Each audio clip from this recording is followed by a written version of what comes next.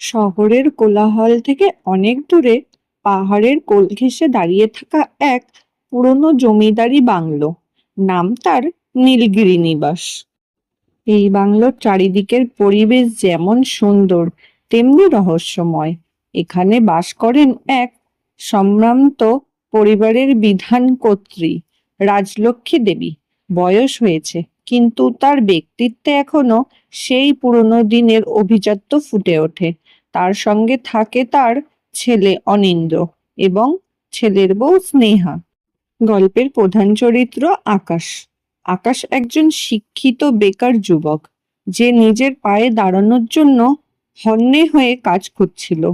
ভাগ্যের চক্রে সে এই নীলগিরি নিবাসের কোয়ার্টারের কাছে এসে রাজলক্ষ্মী দেবীর ব্যক্তিগত সহকারী হিসেবে যোগ দেয়। আকাশের কাজ ছিল রাজলক্ষ্মী দেবীর ওষুধপত্রের খেয়াল রাখা এবং বাংলোর লাইব্রেরি গোছানো। আকাশ যেদিন প্রথম নীলগিরি নিবাসে পা রাখল, সেদিন ছিল শ্রাবণ মাসের এক মেঘলা দিন। বাংলোর গেট পেরিয়ে ভেতরে ঢোকার সময় তার মনে এক অদ্ভুত শিহরণ অনুভব হলো। বাংলোর প্রতিটি ইটের ভেতর যেন লুকোনো আছে কোনো পুরনো ইতিহাস। রাজলক্ষ্মী দেবী তাকে কাজের দায়িত্ব বুঝিয়ে দেওয়ার সময় একটা কথা বারবার সতর্ক করে দিয়েছিলেন। লাইব্রেরির একদম শেষ প্রান্তে যে ছোট্ট ঘরটি আছে, সেটির দরজা সবসময় বন্ধ থাকে। ওদিকে যাওয়ার তোমার কোনো প্রয়োজন নেই। আকাশ কৌতূহলী হয়েও তখন মাথা নাড়া দেয়। সে রাজি হয়ে যায়, কিন্তু মানুষের স্বভাব ওই যে নিষিদ্ধ জিনিসের প্রতি টান বেশি। অনিন্দ্য এবং স্নেহা সাধারণত শহরেই থাকে, মাঝে মাঝে সপ্তাহান্তে এখানে আসে। ফলে বিশাল এই বাংলো বাড়িতে আকাশ আর রাজলক্ষ্মী দেবী ছাড়া থাকে দীর্ঘদিনের পুরনো বিশ্বস্ত পরিচাকর হরিপদ। হরিপদ মানুষটা একটি বেশি চুপচাপ। আকাশের মনে হতো হরিপদ যেন অনেক কিছু জানে, কিন্তু বলতে চায় না। প্রথম কয়েকদিন আকাশের কাটলো লাইব্রেরির ধুলো বালি পরিষ্কার করাতে। পুরনো বইয়ের গন্ধ তার খুব প্রিয়। একদিন বিকালে হঠাৎ আকাশ লক্ষ্য করল রাজলক্ষ্মী দেবী সেই নিষিদ্ধ ঘরের সামনে দাঁড়িয়ে কারো সঙ্গে যেন ফিসফিস করে কথা বলছেন, অথচ সেখানে কেউ থাকার কথা নয়। আকাশের মনে প্রশ্নের উদয় হলো, কার সঙ্গে কথা বলছেন তিনি? ওই ঘরের ভেতরে আসলে কে আছে? এক রাতে আকাশের ঘুম ভেঙে গেল এক করুণ কান্নার শব্দে। মনে হচ্ছিল কোনো মহিলা নিচু স্বরে কাঁদছেন। শব্দটা আসছিল সেই নিষিদ্ধ ঘরের দিক থেকে। আকাশ সাহস করে ঘর থেকে বেরিয়ে এলো, হাতে একটা টর্চ। করিডোর দিয়ে যাওয়ার সময় সে দেখলো চারদিক নিঝুম। হরিপদ ঘরের দরজা বন্ধ, কিন্তু সেই কান্নার শব্দটা ক্রমে তীব্র হচ্ছিল। নিষিদ্ধ ঘরের সামনে গিয়ে সে থমকে দাঁড়ালো। দরজার ফাঁক দিয়ে এক চিলতে আলোর রেখা দেখা যাচ্ছে। আকাশ যখন দরজার হাতল ঘোরাতে যাবে, তখনই পেছন থেকে এক ভারী হাত তার কাঁধে স্পর্শ করলো। চমকে পেছন ফিরে দেখলো হরিপদ দাঁড়িয়ে আছে। হরিপদর চোখে এক অদ্ভুত আতঙ্ক। সে ফিসফিস করে বলল, আকাশবাবু, নিজের জীবনের মায়া থাকলে এই ঘরের কথা ভুলে যান।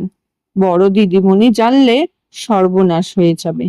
আকাশের মনে ভয় এবং কৌতূহল দুই পাল্লা দিয়ে বাড়তে শুরু করলো। এই নীলগিরি নিবাস আসলে কি লুকোতে চাইছে? রাজলক্ষ্মী দেবীর আড়ালে কি অন্য কোনো অন্ধকার সত্য লুকিয়ে আছে? নীলগিরি নিবাসে আকাশের রাতগুলো আর আগের মতো শান্ত রইল না। হরিপদর সেই সতর্কবাণী তার মনে এক গভীর সংশয় তৈরি করছে। সে লক্ষ্য করল রাজলক্ষ্মী দেবী দিনের বেলা যতটা মার্জিত এবং শান্ত থাকেন, সূর্যাস্তের পর তার আচরণে এক অদ্ভুত পরিবর্তন আসে। তিনি প্রায়ই মাঝরাতে বড় বড় থালায় খাবার সাজিয়ে সেই নিষিদ্ধ ঘরের দিকে যান। আকাশের মনে প্রশ্ন জাগলো, যদি সেই ঘরে রাজলক্ষ্মী দেবীর কোনো আত্মীয়র বা কোনো অসুস্থ কেউ থাকেও, তবে সেটাকে এত লুকোনোর কি আছে? একদিন বিকেলে রাজলক্ষ্মী দেবী যখন মন্দিরে গেছেন, আকাশ সুযোগ বুঝে সেই নিষিদ্ধ ঘরের সামনে গিয়ে দাঁড়ালো। দরজার পাল্লাটা বেশ ভারী, সেগুন কাঠের তৈরি। সে লক্ষ্য করলো দরজার নিচে একটা সরু ফাঁক আছে। নিচু হয়ে দেখার চেষ্টা করতেই ভেতর থেকে একজোড়া ক্ষুধার্ত চোখের দৃষ্টির সঙ্গে তার চোখাচোখি হয়ে গেল। আকাশ আতঙ্কে ছিটকে পেছনে সরে এলো। চোখের পলকে সে যা দেখলো তা কোনো মানুষের চোখ বলে মনে হলো না। এক অদ্ভুত উন্মাদ ছিল সেই দৃষ্টিতে। ঠিক সেই মুহূর্তেই লাইব্রেরির দরজায় কারো পায়ের শব্দ শোনা গেল। আকাশ কোনো মতে নিজেকে সামলে নিয়ে বই গোছানোর নাটক করা শুরু করলো। ভেতরে ঢুকলেন রাজলক্ষ্মী দেবীর ছেলে অনিন্দ। অনিন্দর চোখে সবসময় এক ধরনের ধূর্ততা লেগে থাকে। সে আকাশের দিকে তীক্ষ্ণ নজরে তাকিয়ে বলল, আকাশ, তুমি এখানে কি করছো? মা কি তোমাকে বলেনি ওদিকের ঘরে আমাদের অনুমতি ছাড়া যাওয়ার নিষেধ? আকাশের গলার কাছে ভয়ে দলা পাকিয়ে এলো। সে কোনো মতে উত্তর দিল, না স্যার, আমি জাস্ট বইগুলো আলমারিতে রাখছিলাম। অনিন্দম ঠান্ডা গলায় হুমকি আকাশকে ভাবিয়ে তুলল। সেদিন রাতেই সে দেখল অনিন্দম আর হরিপদ মিলে একটা বড় কাঠের বক্সে সেই ঘর নিয়ে যাচ্ছে। বক্সটা দেখতে অনেকটা কফিনের মতো। আকাশ ভাবল, এই পরিবারের অভিজাত্যের আড়ালে কি কোনো তান্ত্রিক সাধনা বা অপরাধের কারবার চলছে? পরের দিন ভোরে আকাশ বাগানে হাঁটতে গিয়ে কুয়াশার মধ্যে দেখল রাজলক্ষ্মী দেবীর ঘরের জানালায় এক ছায়া দাঁড়িয়ে আছে। ছায়াটা তাকে হাতছানি দিয়ে ডাকছে। সে কাছে যেতেই দেখল রাজলক্ষ্মী দেবীর নন, বরং এক অপরিচিত মহিলা, যার চুল আলুথালু এবং মুখে গম্ভীর যন্ত্রণার ছাপ। মহিলাটি শুধু ফিসফিস করে বলতে পারল, ওদের বিশ্বাস করো না আকাশ, ওরা আমাকে মেরে ফেলবে। কথা শেষ হওয়ার আগেই অনিন্দমের স্ত্রী স্নেহা সেখানে চলে আসে এবং জানালাটা সশব্দে বন্ধ করে দেয়। আকাশ বুঝতে পারল সে এক ভয়ঙ্কর মাকড়সার জালে জড়িয়ে পড়েছে। নীলগিরি নিবাসে প্রতিটি মানুষ একে অপরের রহস্য জানে, কিন্তু সবাই যেন এক অদৃশ্য চুক্তিতে চুপ করে আছে। আকাশের নিজের জীবনও কি এখন বিপন্ন? কেন সেই মহিলা তাকে সাবধান করলো? আর ওই নিষিদ্ধ ঘরে আসলে কে থাকে? রাজলক্ষ্মী দেবীর বড় কোনো সত্য নাকি নাকি কোনো খুনের সাক্ষী? নীলগিরি নিবাসের পরিবেশ এখন আকাশের কাছে শ্বাসরুদ্ধকর মনে হতে শুরু করেছে। সেই রহস্যময়ী মহিলার আকুতি তার কানে বারবার বাজতে থাকে, ওরা আমাকে মেরে ফেলবে। আকাশ সিদ্ধান্ত নেয়, শুধু ভয় পেলে চলবে না, তাকে এই রহস্যের মূলে পৌঁছতে হবে। সে লক্ষ্য করল প্রতি মঙ্গলবার রাতে হরিপদ বাজার থেকে প্রচুর পরিমাণে কাঁচা মাংস আর বরফ নিয়ে আসে। এই মাংস কোনো সাধারণ রান্নার জন্য নয়, কারণ রাজলক্ষ্মী দেবী নিরামিষ এবং অনিন্দমও মাংস বিশেষ পছন্দ করে না। তাহলে এই খাবার কার জন্য? এক মঙ্গলবার রাতে যখন পুরো বাংলো নিস্তব্ধতায় ডুবে আছে, আকাশ নিঃশব্দে নিজের ঘর থেকে বের হয়। তার লক্ষ্য ছিল সেই নিষিদ্ধ ঘরের চাবি খুঁজে বের করা। সে জানে রাজলক্ষ্মী দেবী যখন ঘুমায় তখন তার ঘরের পাশের ড্রয়ারে একটি বড় রূপোর চাবির তোড়া থাকে। অনেক ঝুঁকি নিয়ে সে রাজলক্ষ্মী দেবীর ঘরে ঢোকে। বয়স্ক মহিলাটি ঘুমাচ্ছেন, কিন্তু তার ঘুমের ঘোরেও তিনি বিড়বিড় করে কিছু একটা বলছেন, যেন কাউকে ক্ষমা চাইছেন। আকাশ চাবির তোড়াটি নিয়ে দ্রুত সেই নিষিদ্ধ ঘরের দিকে রওনা দেয়। কাঁপা কাঁপা হাতে চাবি লাগিয়ে দরজা খুলতেই এক তীব্র পচা গন্ধ তার নাকে ধাক্কা দেয়। ঘরের ভেতরে আবছা আলোয় সে যা দেখলো তাতে তার রক্ত হিম হয়ে গেল। ঘরের মাঝখানে শিকল দিয়ে বাঁধা অবস্থায় বসে আছে এক মানুষ।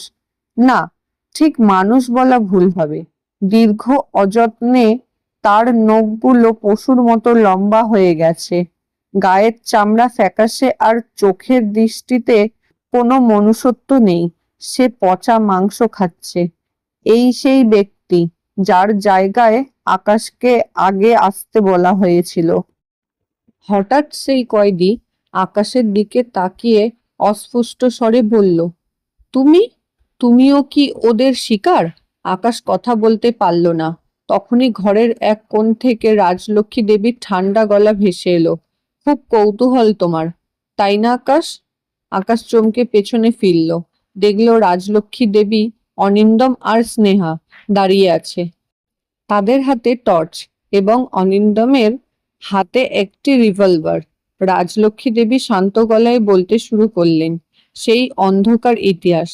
শিকলে বাঁধা এই মানুষটি আসলে অনিন্দমের বড় ভাই অনিমেষ। সম্পত্তি আর ক্ষমতার লোভে বছর 10 আগে তার পাগল সাজিয়ে এই ঘরে বন্দি করে রাখা হয়েছিল।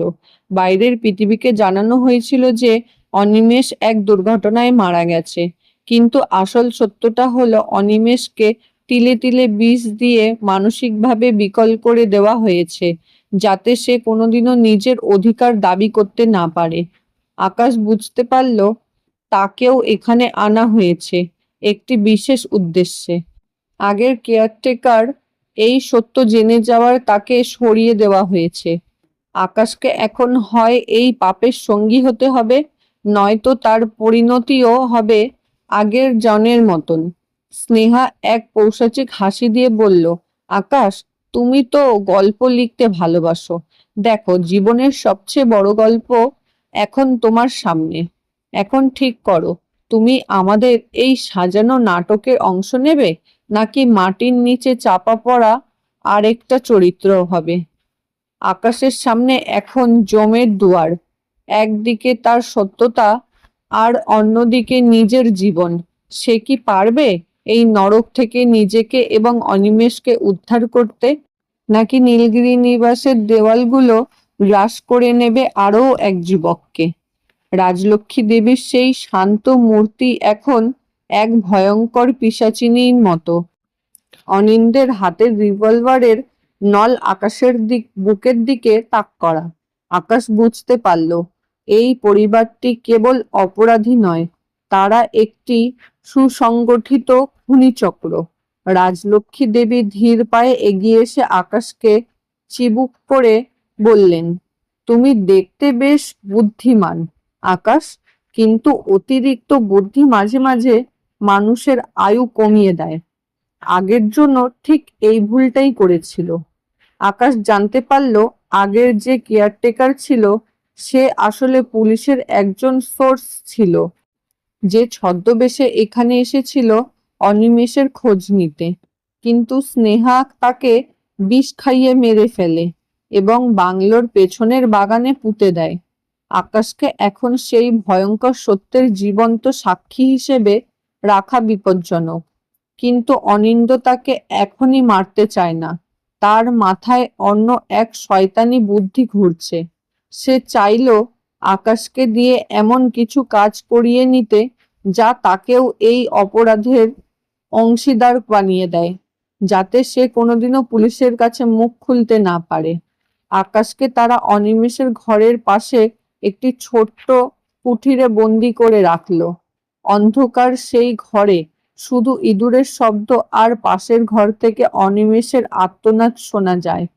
আকাশ হাল ছাড়ল না। সে লক্ষ্য করল সেই ঘরে একটি ছোট ঘুলঘুলি আছে, যা দিয়ে বাইরের আকাশ দেখা যায়। সে তার পকেট থেকে একটি ছোট ডায়েরি আর কলম বের করে সে ঠিক করলো যদি সে এখান থেকে বাঁচতে নাও পারে, তবে এই নীলগিরি নিবাসের সব কুকীর্তি সে লিখে রেখে যাবে। 3 দিন পার হয়ে গেল। আকাশের শরীর না খেয়ে দুর্বল হয়ে পড়েছে।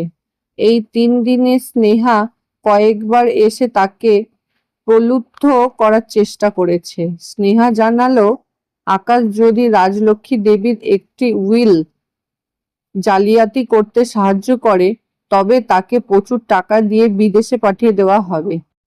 অনিন্দ্য আর স্নেহা আসলে রাজলক্ষ্মী দেবীকেও সরিয়ে দিয়ে পুরো সম্পত্তি নিজেদের নামে করে নিতে চায়।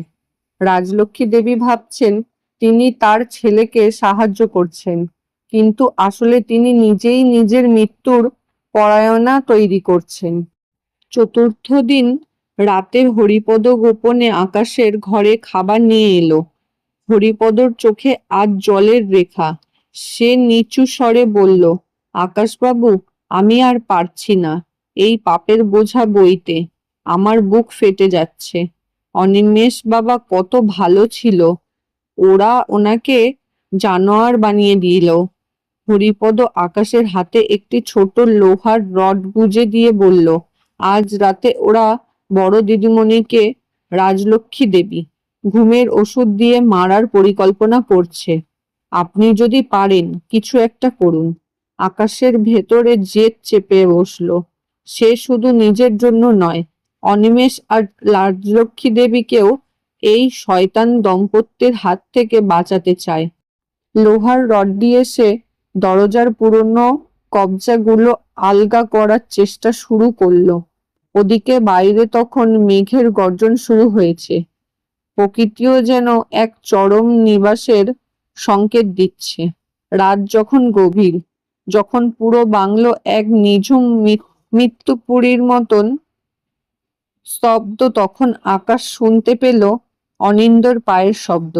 সে রাজলক্ষ্মী দেবীর ঘরের দিকে যাচ্ছে, হাতে এক বালিশ। শ্বাসরোধ করে মারার সহজ উপায়। আকাশ কি পারবে সময় মতো পৌঁছাতে, নাকি আরও একটি মৃত্যু লেখা আছে নীলগিরি নিবাসের ইতিহাসে? বাইরে তখন কালবৈশাখীর তাণ্ডব শুরু হয়েছে। বজ্রপাতের শব্দে নীলগিরি নিবাসের জানালাগুলো থরথর করে কাঁপছে। আকাশ লোহার রড দিয়ে সর্বশক্তি প্রয়োগ করে দরজার কাঁচগুলো ভেঙে ফেলল। ঘর থেকে বেরিয়ে সে দেখল করিডোর অন্ধকার, কেবল বিদ্যুতের চমকে মাঝে মাঝে দেওয়ালগুলো সাদা হয়ে উঠছে। সে দ্রুত রাজলক্ষ্মী দেবীর ঘরের দিকে দৌড়ালো। ঘরের ভেতরে অনিন্দ্য তখন বালিশ চাপা দিয়ে তার নিজের মায়ের শ্বাসরোধ করার চেষ্টা করছে। রাজলক্ষ্মী দেবীর দুর্বল হাত ধস্তাধস্তি করছেন, কিন্তু অনিন্দ্যর দানবীয় শক্তির সামনে তিনি অসহায়।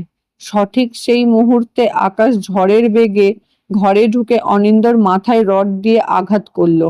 অনিন্দ্য যন্ত্রণায় চিৎকার করে ছিটকে পড়ল মেঝেতে। রাজলক্ষ্মী দেবী বড় বড় করে শ্বাস নিতে নিতে আকাশের দিকে তাকালেন। তার চোখে আজ আর অভিজাত্যের দ্বন্দ্ব নয়, আছে কেবল নিজের সন্তানের বিশ্বাসঘাতকতার এক চরম হাহাকার। কিন্তু বিপদ তখনও কাটেনি। চিৎকার শুনে স্নেহা হাতে একটি ছুরি নিয়ে ঘরে ঢুকলো। তার চোখ মুখ তখন উন্মাদিনীর মতো। সে চিৎকার করে বলল, সব শেষ করে দেব। এই দম্পতি, এই বাড়ি সব আমার। স্নেহা আকাশের দিকে তেড়ে আসতেই পেছন থেকে এক ছায়া তাকে জাপটে ধরল। আকাশ অবাক হয়ে দেখল সে আর কেউ নয়, হরিপদ। হরিপদ চিৎকার করে বলল, আকাশবাবু, আপনি অনিমেষ দাদাবাবুকে নিয়ে পালান, আমি এদের আটকে রাখছি। আকাশ দেরি না করে সোজা চলে গেল অনিমেষের সেই অন্ধকার কুঠিরটাতে। শিকলগুলো তালা সে আগে থেকেই ভেঙে ফেলেছিল। অনিমেষকে টেনে তুলে সে বলল, উঠুন, আজ আমাদের এখান থেকে বেরোতেই হবে। অনিমেষের চোখে তখন এক অদ্ভুত উজ্জ্বলতা। বছরের পর বছর অন্ধকার ঘরে বন্দি থাকার পর সে আজ মুক্তির আলো দেখতে পাচ্ছে। আকাশ আজ অনিমেষ যখন মূল ফটকের দিকে এগোচ্ছে, তখন দেখলো সারা বাড়িতে আগুন লেগে গেছে। ধস্তাধস্তির সময় তেলের প্রদীপ উল্টে গিয়ে স্নেহা আর অনিন্দ্যর ঘরে আগুন ধরে গেছে। আগুনের লেলিহান শিখা যেন এই অভিশপ্ত বাড়ির সব পাপ ধুয়ে মুছে দিতে চাইছে। আকাশ দেখল রাজলক্ষ্মী দেবী আগুনের মাঝখানে শান্ত হয়ে দাঁড়িয়ে আছেন। তিনি নড়ছেন না। আকাশ তাকে ডাকলো, কিন্তু তিনি শুধুই হাসলেন। তিনি চাইলেন এই বংশের কলঙ্ক যেন এই আগুনেই ভস্মীভূত হয়ে যায়। আকাশ অনিমেষকে কাঁধে নিয়ে কোনো মতে জ্বলন্ত বাংলো থেকে বেরিয়ে এলো। পেছনে নীলগিরি নিবাস এক বিশাল অগ্নিকুণ্ডে পরিপূরণ হলো। বৃষ্টির ঝাপটায় আকাশের জ্ঞান হারানোর উপক্রম হলো। দূরে পুলিশের গাড়ির সাইরেন শোনা যাচ্ছে। হরিপদ বোধহয় শেষ মুহূর্তে পুলিশকে খবর দিতে পেরেছিল। আকাশ অনুভব করলো সে কেবল এক বন্দীকে মুক্ত করেনি, সে নিজের ভেতরের ভয়কেও আজ জয় করেছে। কিন্তু গল্পের শেষ কি এখানেই, নাকি ভস্মীভূত ধ্বংসস্তূপের নিচে আরো বড় কোনো সত্য রয়ে গেল? ভোরবেলা যখন বৃষ্টির বেগ কমলো, তখন নীলগিরি নিবাসে আকাশের ছোঁয়া অভিজাত্য কেবল এক স্তূপ কালো ছাই আর ধোঁয়ার পরিণত হয়েছে। দমকল আর পুলিশের গাড়িতে চারপাশ ছেয়ে গেছে। আকাশ আর অনিমেষকে প্রাথমিক চিকিৎসার জন্য কাছের একটি হাসপাতালে নিয়ে যাওয়া হয়। বছরের পর বছর অন্ধকার ঘরে বন্দি থাকা অনিমেষের চোখ দিনের আলো সহ্য করতে পারছিল না, কিন্তু তার মুখে ছিল এক অপার্থিব শান্তির হাসি। হাসপাতালে বসে আকাশ পুলিশের বড় কর্তাকে সব সত্য খুলে বলল। রাজলক্ষ্মী দেবী, অনিন্দ এবং স্নেহা এই অগ্নিকাণ্ড থেকে বেরোতে পারেননি। তবে আশ্চর্য বিষয় হলো হরিপদকে কোথাও খুঁজে পাওয়া গেল না। পুলিশ যখন ধ্বংসস্তূপ পরিষ্কার করছিল, তারা মাটির নিচে একটি গোপন কুঠিরের সন্ধান পায়, যেখানে পাওয়া যায় আগের নিখোঁজ হওয়া কেয়ারটেকারের দেহাবশেষ এবং প্রচুর পরিমাণে বেআইনি নথিপত্র, যা প্রমাণ করে যে এই পরিবারটি বছরের পর বছর ধরে কেবল ঘরের লোককেই নয়, বরং বাইরের অনেককেও নিঃশব্দে সরিয়ে দিয়েছে। কয়েক সপ্তাহ পর সুস্থ হয়ে অনিমেষ আকাশের মুখোমুখি বসল। সে আজ অনেকখানি স্বাভাবিক। অনিমেষ আকাশকে জানালো এক চরম সত্য। আকাশ, তুমি হয়তো ভাবছো আমি পাগল ছিলাম, কিন্তু আসলে আমি পাগল ছিলাম না। আমি জানতাম অনিন্দ আর স্নেহা একদিন মাকেও মেরে ফেলবে, তাই আমি স্বেচ্ছায় বন্দী হয়েছিলাম, যাতে তাদের নজরে থাকি এবং সঠিক সময় অপেক্ষা করি। অনিমেষ তার পকেট থেকে একটি জরাজীর্ণ কাগজ বের করলো। এটি ছিল রাজলক্ষ্মী দেবীর আসল উইল, যা ছিল মারা যাওয়ার ঠিক আগে হরিপদ মাধ্যমে আকাশকে দিতে চেয়েছিল। উইলে দেখা গেল রাজলক্ষ্মী দেবী তার সম্পত্তি কোনো ব্যক্তিকে নয়, বরং একটি চ্যারিটিতে ট্রাস্টের নামে লিখে দিয়েছেন, যার দেখাশোনা দায়িত্ব দেওয়া হয়েছে আকাশকে। আকাশ বুঝতে পারল রাজলক্ষ্মী দেবী অপরাধের সঙ্গী হলেও শেষ মুহূর্তে তিনি প্রায়শ্চিত্ত করতে চেয়েছিলেন। তিনি জানতেন তার ছেলে পাপিষ্ঠ, তাই তিনি আকাশকে এই বাড়িতে এনেছিলেন এক অদৃশ্য পরিত্রাতে হিসাবে। গল্পের শেষ দৃশ্যে দেখা যায় নীলগিরি নিবাসের সেই ধ্বংসস্তূপের ওপর গড়ে উঠেছে একটি অনাথ আশ্রম এবং লাইব্রেরি। আকাশ এখন এই লাইব্রেরি অভাবী চাকরিপ্রার্থী যুবক নয়, বরং এক বিশাল প্রতিষ্ঠানের পরিচালক। সে আজও সেই লাইব্রেরির জানালার দাঁড়িয়ে পাহাড়ের দিকে তাকায়। মাঝে মাঝে তার মনে হয় কুয়াশার আড়ালে আজও কোনো এক বৃদ্ধা এবং এক বিশ্বস্ত পরিচারক হাসি মুখে তাকে আশীর্বাদ করছেন। অভিশপ্ত নীলগিরির নিবাস আজ এক নতুন প্রাণের সম্পদে মুখরিত। আকাশ তার ডায়েরিতে শেষ লাইনটি লিখল, অন্ধকার যত গভীরই হোক, সত্যের একটি ছোট্ট স্ফুলিঙ্গ তাকে ভস্মীভূত করার জন্য যথেষ্ট। আজকের এই বিশেষ কাহিনীটি আপনাদের কেমন লাগলো তা কমেন্ট করে জানাতে ভুলবেন না কিন্তু। গল্পটি ভালো লাগলে একটি লাইক দিন এবং বন্ধুদের সাথে শেয়ার করুন। আর এই ধরনের রহস্যময় ও রোমাঞ্চকর গল্প আরও শুনতে চাইলে আমাদের চ্যানেলটি সাবস্ক্রাইব করে পাশে থাকা বেল বাটনটি চেপে রাখুন। ধন্যবাদ বন্ধুরা।